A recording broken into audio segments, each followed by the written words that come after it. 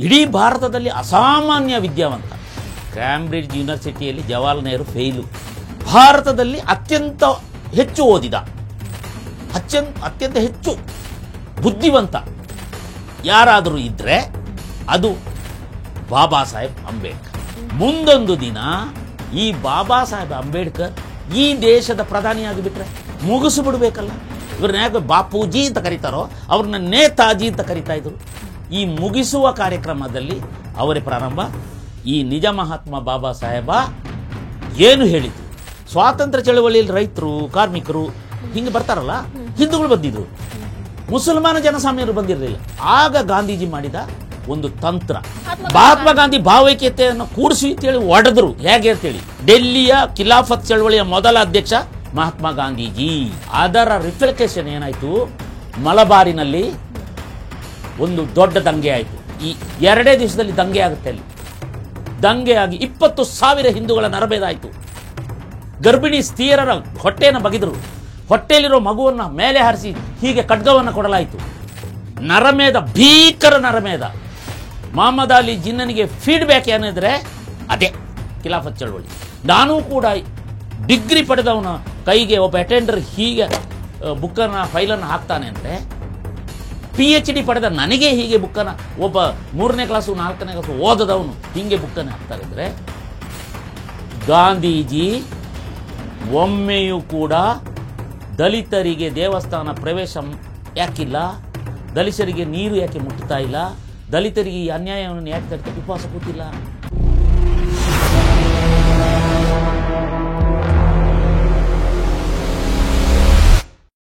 ಅಂಬೇಡ್ಕರನ್ನ ಏನು ಹೇಳಿದ್ದಾರೆ ನಿಜವಾಗಿ 2 ಇದೆ ಇದರಲ್ಲಿ. ಒಂದು, ಅಂಬೇಡ್ಕರ್ ಸ್ವತಃ ಬರೆದಿರೋ ಪುಸ್ತಕಗಳು, ಅಂಬೇಡ್ಕರ್ ಮಾಡಿದ ಭಾಷಣಗಳು, ಅಂಬೇಡ್ಕರ್ರ ವಿಚಾರಧಾರೆಗಳನ್ನು ಅಂಬೇಡ್ಕರ್ ಏನು ಬರೆದಿದ್ದಾರೆ ಇದು ಒಂದಾದರೆ, ಇನ್ನೊಂದು ಅಂಬೇಡ್ಕರ್ ಇತರರು ಬರೆದ ಪುಸ್ತಕಗಳು. ಅದು ಹೊಗಳಿಯೋ, ದೇವರು ಅಂತ ಮಾಡಿಯೋ, ವೈಭವೀಕರಿಸಿಯೋ, ಪ್ರಶಸ್ತಿ ಆಸೆಗೋ, ಅಂಬೇಡ್ಕರ್ ಹೆಸರಿಟ್ಕೊಂಡು ಪ್ರಶಸ್ತಿ ಆಸೆಗೋ ಗೊತ್ತಿಲ್ವಾ, ಈ ಥರ ಬರೆದಂಥ ಒಂದು ಗುಂಪಿದೆ. ಅದರಲ್ಲಿ ಎಡಪಂಥೀಯರು, ದಲಿತರು, ಬೇರೆ ಜನ ಎಲ್ಲ ಸೇರ್ಕೊಂಡಿದ್ದಾರೆ. ನನಗೆ ಅದು ಮುಖ್ಯ ಆಗಲಿಲ್ಲ. ಅಂಬೇಡ್ಕರ್ ಏನು ಹೇಳಿದ್ದಾರೆ, ಈಗ ಅಂಬೇಡ್ಕರ್ ಹೇಳಿದ್ದನ್ನು ಬಿಟ್ಬಿಟ್ಟು ಇವರೇನು ಹೇಳಿದ್ದಾರೆ ಅದನ್ನು ತಗೊಂಡು ಮೆರೀತಾ ಇದ್ದಾರೆ. ಅದು ನನಗೆ ಭಾಳ ಆಘಾತಕಾರಿಯಾಗಿ ಕಳಿತು. ಅನೇಕ ಸಂಗತಿಗಳನ್ನು ಮುಚ್ಚಿಡಲಾಗಿದೆ. ಮುಚ್ಚಿಡಕ್ಕೆ ಪ್ರಾರಂಭ ಮಾಡಿದ್ದು ಗಾಂಧಿ ಮತ್ತು ನೆಹರು ಪರಂಪರೆ. ಅಲ್ಲಿಂದ ಪ್ರಾರಂಭವಾದ ಈ ಮುಚ್ಚಿಡುವಿಕೆ ಈಗಿನವರೆಗೆ ಬಂದಿದೆ. ಯಾರು ಅಂಬೇಡ್ಕರ್ನ ಬಲಿ ತಗೊಂಡ್ರು, ಅಂಬೇಡ್ಕರ್ನ ಅವಮಾನಿಸಿದರು, ಅಂಬೇಡ್ಕರ್ಗೆ ದ್ರೋಹ ಬಗೆದರು, ಅವರು ಅಂಬೇಡ್ಕರ್ ಫೋಟೋ ಇಟ್ಕೊಂಡು ಮೆರೀತಾ ಇದ್ದಾರೆ. ಅದರ ಹೆಸರು ಕಾಂಗ್ರೆಸ್. ಎಸ್, ನಾನು ಇದನ್ನು ಕೇಳಲೇಬೇಕು. ನೀವಾಗ ಹೇಳ್ತಾ ಇದ್ರಿ, ಪ್ರಿಯಾಂಕ್ ಖರ್ಗೆಗಾಗಿರ್ಬಹುದು ಅಥವಾ ಮಧು ಬಂಗಾರಪ್ಪ ಅವರಿಗಾಗಿರ್ಬಹುದು, ಸಾವರ್ಕರ್ ಅವರ ಹೆಸರನ್ನೇ ಎತ್ತೋದಕ್ಕೂ ಯೋಗ್ಯತೆ ಇಲ್ಲ ಅಂತ. ನಾನ್ ಕೇಳುವಂತದ್ದು, ಇವತ್ತು ಕಾಂಗ್ರೆಸ್ ಎಲ್ಲೇ ಹೋಗ್ಲಿ ಸಂವಿಧಾನ ಪುಸ್ತಕವನ್ನ ಇಟ್ಕೊಂಡು ಹೋಗ್ತಾರೆ. ಅದ್ರೊಳಗೆ ಏನಿದೆಯೋ ಓದಿದಾರ ನನಗೆ ಗೊತ್ತಿಲ್ಲ. ಎಲ್ಲಿ ಹೋದ್ರು ಪುಸ್ತಕ ಅಂತೂ ಕೆಳಗಿಡಲ್ಲ. ಸಂವಿಧಾನ ಅಂತ ಮಾತೆತ್ತಿದ್ರೆ ಹೇಳ್ತಾರೆ. ಆದ್ರೆ ಅದೇ ಕಾಂಗ್ರೆಸ್ಸಿಗೆ ಅಂಬೇಡ್ಕರ್ ಅವರ ಹೆಸರನ್ನೇ ಎತ್ತುವಂತಹ ಯೋಗ್ಯತೆ ಇದೆಯಾ ಅಂತ? ಇಲ್ಲ, ಖಂಡಿತ ಅವರಿಗೆ ಅಂಬೇಡ್ಕರ್ ಹೆಸರು ಹೇಳುವ ಯೋಗ್ಯತೆ ಇಲ್ಲ, ನೈತಿಕತೆ ಇಲ್ಲ. ಯಾಕೆ ಅಂತ ಹೇಳಿದ್ರೆ, ಅಂಬೇಡ್ಕರ್ ಅವರು ಸ್ವಾತಂತ್ರ್ಯ ಚಳವಳಿಯಲ್ಲಿ ಇರಲಿಲ್ಲ.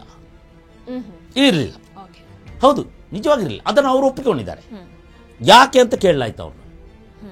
ಬಾಬಾ ಸಾಹೇಬ, ನೀವೊಬ್ಬ ಪ್ರಮುಖ ವ್ಯಕ್ತಿ, ನೀವು 32 ಡಿಗ್ರಿಗಳನ್ನು ಪಡೆದವರು, 4-6 PhDಗಳನ್ನು ಪಡೆದವರು, ಇಡೀ ಭಾರತದಲ್ಲಿ ಅಸಾಮಾನ್ಯ ವಿದ್ಯಾವಂತ. ಕ್ಯಾಂಬ್ರಿಡ್ಜ್ ಯೂನಿವರ್ಸಿಟಿಯಲ್ಲಿ ಜವಾಹರ್ಲಾಲ್ ನೆಹರು ಫೇಲು.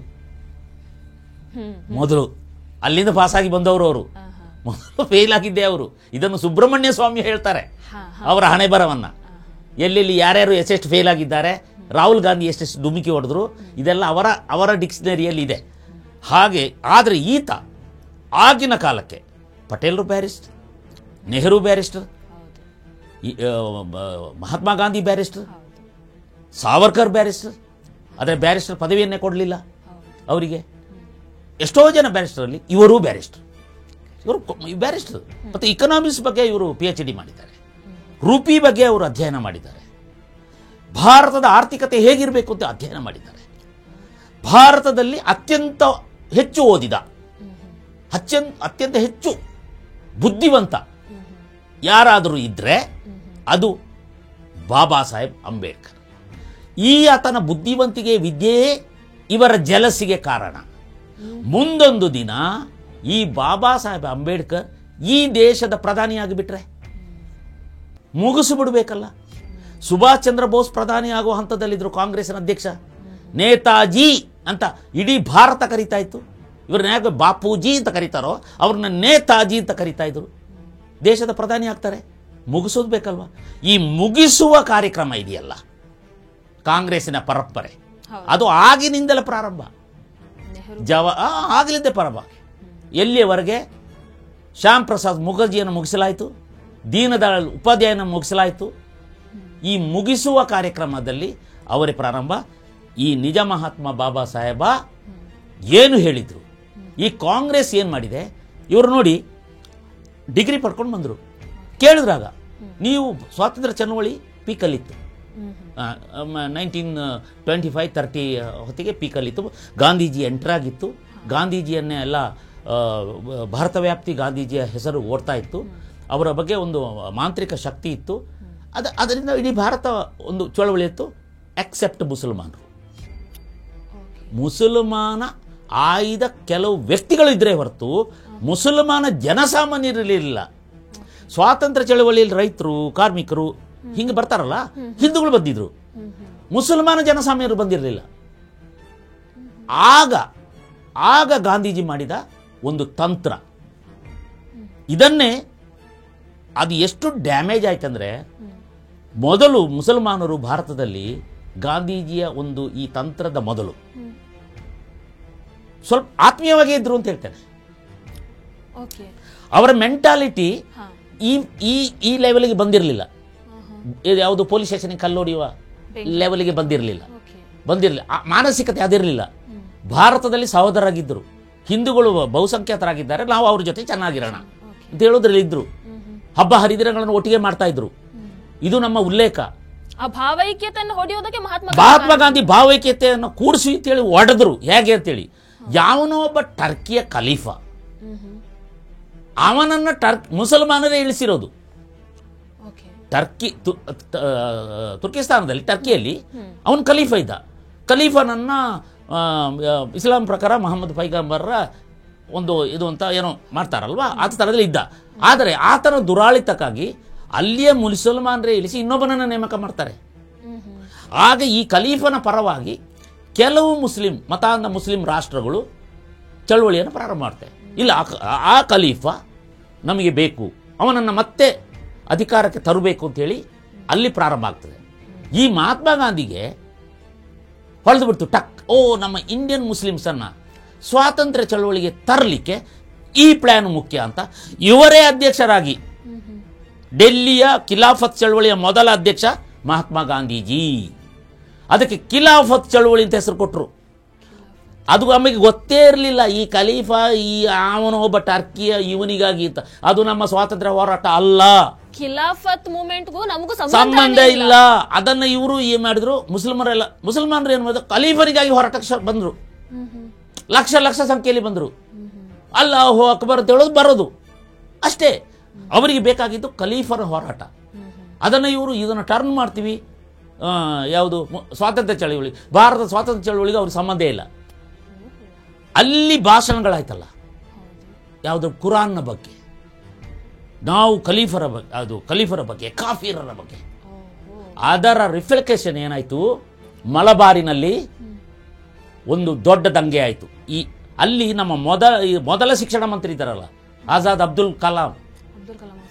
ಅಬ್ದುಲ್ ಕಲಾಂ ಆಜಾದ್, ಮೌಲಾನಾ ಅಬ್ದುಲ್ ಕಲಾಂ ಆಜಾದ್, ಅವ್ರು ಹೋಗಿ ಅಲ್ಲಿ ಭಾಷಣ ಮಾಡ್ತಾರೆ ಮಲಬಾರ್ನಲ್ಲಿ. 2 ದಿವಸದಲ್ಲಿ ದಂಗೆ ಆಗುತ್ತೆ. ಅಲ್ಲಿ ದಂಗೆ ಆಗಿ 20,000 ಹಿಂದೂಗಳ ನರಭೇದ ಆಯಿತು. ಗರ್ಭಿಣಿ ಸ್ತ್ರೀಯರ ಹೊಟ್ಟೆಯನ್ನು ಬಗೆದರು.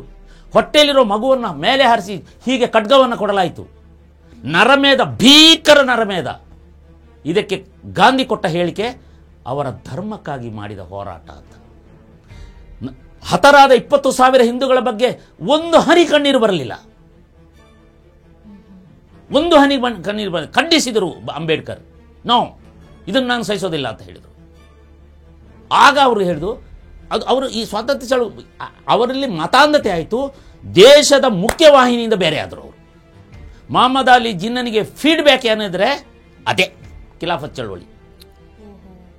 ಅವನು ಮೊಹಮ್ಮದ್ ಅಲಿ ಜಿನ್ನ ಮಸೀದಿಗೆ ಹೋದವನು, ಕೋಟು ಟೈಯ ಮನುಷ್ಯ, ವಿಸ್ಕಿ ಕುಡಿತಿದ್ದವನು, ಮುಸಲ್ಮಾನ. ಮೊಹಮ್ಮದ್ ಅಲಿ ಜಿನ್ನ ಬ್ಯಾರಿಸ್ಟರ್, ಬುದ್ಧಿವಂತ, ಎಂದೂ ಮಸೀದಿಗೆ ಹೋಗಲಿಲ್ಲ. ಅವನಿಗಿದು ಸಿಕ್ತು ಫುಡ್. ನಾನು ಹೀಗಿದ್ರೆ ನಾನು ಪ್ರಧಾನಿ ಆಗಲಾರೆ, ನೇರು ಆಗ್ತಾನೆ. ಅವರೊಂದು ಪಾರ್ಟಿ ಇತ್ತು ಮುಸ್ಲಿಂ ಲೀಗ್, ಅದಕ್ಕೆ ಇನ್ನೊಂದು ಪಾರ್ಟಿ ಕಾಂಗ್ರೆಸ್. ಕಾಂಗ್ರೆಸ್ ಎಡೆಬಿಡಿಗೆ ಆಗಿತ್ತು. ಸಾವರ್ಕರ್ ಇದನ್ನು ನೋಡಿ ಹಿಂದೂ ಮಹಾಸಭಾ ಕಟ್ಟಿದರು. ಹೀಗಾದರೆ ಹಿಂದೂಗಳು ಅವರು ಎಡೆಬಿಡಿಗೆ ಆಗ್ತಾರೆ, ಕಾಂಗ್ರೆಸ್ಸನ್ನು ನಂಬಿ ಹೋದರೆ ಪ್ರಪಾತಕ್ಕೆ ಬೀಳ್ತಾರೆ ಅಂತ ಹಿಂದೂ ಮಹಾಸಭಾವನ್ನು ಕಟ್ಟಿದರು. ಅದು ಆಗಿನ ಇದರಲ್ಲಿ. ಆಗ ಕೇಳಿದರು ಬಾಬಾ ಸಾಹೇಬನನ್ನು, ನೀವು ಯಾಕೆ ಸ್ವಾತಂತ್ರ್ಯ ಚಳವಳಿಯಲ್ಲಿ ಇಲ್ಲ? ಆಗ ಅವರು ಹೇಳಿದ್ದು, ನೋಡಿ ನಾನು ಒಬ್ಬ ತಳ ಸಮುದಾಯದಿಂದ ಬಂದ ವ್ಯಕ್ತಿ, ಈಗ ಏನಿದೆ ನೀರು ಮುಟ್ಟೋಂಗಿಲ್ಲ, ದೇವಸ್ಥಾನ ಪ್ರವೇಶ ಮಾಡೋಂಗಿಲ್ಲ, ನಾವು ದಲಿತರು ಬಹುಸಂಖ್ಯಾತರಾಗಿದ್ದೀವಿ, ನಾವು ಇಲ್ಲಿ ಭಾರತದಲ್ಲಿದ್ದೀವಿ, ಎಲ್ಲ ರಾಜ್ಯಗಳು ನಾವು ದೊಡ್ಡ ಸಂಖ್ಯೆಯಲ್ಲಿದ್ದೀವಿ, ನಾವು ದೇವಸ್ಥಾನಕ್ಕೆ ಹೋಗೋಂಗಿಲ್ಲ, ನೀರು ಮುಟ್ಟೋಂಗಿಲ್ಲ, ರಸ್ತೆಯಲ್ಲಿ ಎಲ್ಲರೆದಿಗೆ ನಡೆಯೋಂಗಿಲ್ಲ, ಹೊಸ ಬಟ್ಟೆ ಹಾಕೋಂಗಿಲ್ಲ, ಕ್ಷೌರ ಮಾಡಿಸ್ಕೊಳ್ಳೋಂಗಿಲ್ಲ. ಹೀಗೆ ನನ್ನ ಜನಾಂಗ ಇರುವಾಗ ನಾನೂ ಕೂಡ ಡಿಗ್ರಿ ಪಡೆದವನ ಕೈಗೆ ಒಬ್ಬ ಅಟೆಂಡರ್ ಹೀಗೆ ಬುಕ್ಕನ್ನು ಫೈಲನ್ನು ಹಾಕ್ತಾನೆ ಅಂದರೆ, PhD ಪಡೆದ ನನಗೆ ಹೀಗೆ ಬುಕ್ಕನ್ನು ಒಬ್ಬ 3ನೇ ಕ್ಲಾಸು 4ನೇ ಕ್ಲಾಸು ಓದದವನು ಹೀಗೆ ಬುಕ್ಕನ್ನು ಹಾಕ್ತಾರೆ ಅಂದರೆ, ಪಟಭದ್ರ ಹಿಂದೂಗಳು ಅವರು ಮೈಲಿಗೆ ಅಂತ ಹೇಳ್ತಾರೆ ಅಂದರೆ, ಇವರಿಗೆ ನೈತಿಕ ಸ್ವಾತಂತ್ರ್ಯ ಸಿಗದ ಹೊರತು ರಾಜಕೀಯ ಸ್ವಾತಂತ್ರ್ಯ ಸಿಕ್ಕಿ ಏನು ಪ್ರಯೋಜನ? ಇದು ಅವ್ರು ಕೇಳಿದ್ರು. ನಾಳೆ ಸ್ವಾತಂತ್ರ್ಯ ಬಂದರೂ ಇಂಥವರೇ ತಾನೇ ರಾಜ್ಯ ಆಳೋದು, ಪ್ರಧಾನಿ ಆಗೋದು, ರಾಷ್ಟ್ರಪತಿ ಆಗೋದು. ಇವರ ಕೈಗೆ ಬಂದರೂ ನಮ್ಮ ಸ್ಥಿತಿ ಏನು? ಗಾಂಧೀಜಿ ಒಮ್ಮೆಯೂ ಕೂಡ ದಲಿತರಿಗೆ ದೇವಸ್ಥಾನ ಪ್ರವೇಶ ಯಾಕಿಲ್ಲ, ದಲಿತರಿಗೆ ನೀರು ಯಾಕೆ ಮುಟ್ಟುತ್ತಾ ಇಲ್ಲ, ದಲಿತರಿಗೆ ಈ ಅನ್ಯಾಯವನ್ನು ಯಾಕೆ ತಡಿತಾ ಉಪವಾಸ ಕೂತಿಲ್ಲ? ಇದು ಅಂಬೇಡ್ಕರ್ ಹೇಳ್ತಾರೆ. ಅಂಬೇಡ್ಕರ್ ಹೇಳಿದ್ರು. ಹೌದು. ಜೊತೆಗೆ ಮೀಸಲಾತಿಯನ್ನ ಇವರೇನು ಪ್ರಕಟ ಮಾಡಿದ್ರಲ್ಲ ಬ್ರಿಟಿಷ್ ಸರ್ಕಾರ, ಇಲ್ಲ ದಲಿತ ಮುಸಲ್ಮಾನರಿಗೆ ರಿಸರ್ವೇಶನ್ ಕೊಟ್ಟರು. ಮುಸಲ್ಮಾನರಿಗೆ ಯಾಕೆ ಕೊಟ್ಟರು ಅಂದರೆ ಅವರ ಬೇಡಿಕೆಯನ್ನು ಮಾಡಲಿಕ್ಕೆ ಮುಸಲ್ಮಾನರ ಜೊತೆಗೆ ಗಾಂಧೀಜಿ ಇದ್ರು. ಹೆಚ್ಚು ಗಾಂಧೀಜಿ ದುಂಡು ಮೇಜಿನ ಪರಿಷತ್ ಸಭೆಯಲ್ಲಿ ಹೋಗಿ ಈ ಮುದುಕ ಕೇಳೋದು ಮುಸಲ್ಮಾನರ ಪರವಾಗಿ ಫಸ್ಟ್. ಹಾಗಾಗಿ ಅವರಿಗೆ ಸಿಗೋದೆಲ್ಲ ಸಿಗ್ತಾ ಇತ್ತು. ಒಂದು ಜಾಗದಲ್ಲಿ ಎಷ್ಟು ಇಲೆಕ್ಷನ್ಗೆ ಎಷ್ಟು ಜನ ಸಿಕ್ಕಬೇಕು ಅವ್ರು ಕೇಳಿದಕ್ಕಿಂತ ಒಂದೆರಡು ಜಾಸ್ತಿ ಸಿಗೋದು. ಆದರೆ ಇವರು ಕೇಳಿದ್ದು ದಲಿತರಿಗೆ. ನೋಡಿ, ನಮಗೆ ಅವನಿಗೆ ಶಿಕ್ಷಣ ಇಲ್ಲ, ಒಂದು ಅವನಿಗೆ ಸಾಮಾಜಿಕವಾಗಿ ಅವನು ಬಟ್ಟೆ ಇಲ್ಲ ಸರಿಯಾಗಿ, ಅವನನ್ನು ನೀವು ಹೊರಗೆ ಇಟ್ಟುಬಿಟ್ಟಿದ್ದೀರಿ. ಅವನು ಚುನಾವಣೆಗೆ ನಿಲ್ಲಲಿಕ್ಕೆ ಸಾಧ್ಯ ಇದೆಯಾ ಒಬ್ಬ ಸಾಮಾನ್ಯ ಜನರ ಜೊತೆ? ಲಕ್ಷ ಲಕ್ಷ ಕೋಟಿ ಜೋಬಲ್ಲಿ ಇಟ್ಟುಕೊಂಡು ಬರುವ ಮನುಷ್ಯನ ಜೊತೆ ಇವನಿಗೆ. ಹಾಗಾಗಿ ಅವನಿಗೆ ಮೀಸಲಾತಿ ಕೊಡಿ, ಅವನು ಬರಲಿ ನಮ್ಮ ಪಾರ್ಲಿಮೆಂಟಿಗೆ, ಅವನ ಕಷ್ಟ ಸುಖ ಹೇಳ್ಕೊಳ್ಳಿ ಅಂತ ಬೇಡಿಕೆಯನ್ನು ಇಟ್ಟದ್ದು ಬಾಬಾ ಸಾಹೇಬ್ ದುಂಡು ಮೇಜಿನ ಪರಿಷತ್ತಿನಲ್ಲಿ. ನೋಡಿ, ಬಹುಸಂಖ್ಯಾತ ದಲಿತ ವರ್ಗ ಮುಸಲ್ಮಾನರಿಗಿಂತ, ಸಿಖ್ಖರಿಗಿಂತ, ಜೈನರಿಗಿಂತ, ಬೌದ್ಧರಿಗಿಂತ, ಹಿಂದೂಗಳೇ ಇವರು. ಆದರೆ ಹಿಂದೂಗಳಿಂತ ಅಂತ ಹೇಳಿದ್ರು, ಅಸ್ಪೃಶ್ಯರು ಅಂತ ಕರೆದರು. ಅವರು ಹರಿಜನ ಅಂತ ಕರೆದಿಲ್ಲ, ಅದು ಗಾಂಧಿ ಕರೆದದ್ದು ಹರಿಜನ ಅಂತ. ಅವರು ಕರಿತಾ ಇದ್ದು ಅಸ್ಪೃಶ್ಯರು, ಸ್ಪರ್ಶ ಇಲ್ಲದವರು, ಸ್ಪರ್ಶ ಅಸ್ಪರ್ಶ್ಯ ಕೊಡಿ ಅಂತ ಕೇಳಿದಾಗ ಅದರ ವಿರುದ್ಧ ಉಪವಾಸ ಕೂತಿದ್ದು ಯಾರು? ಮಹಾತ್ಮ ಗಾಂಧಿ.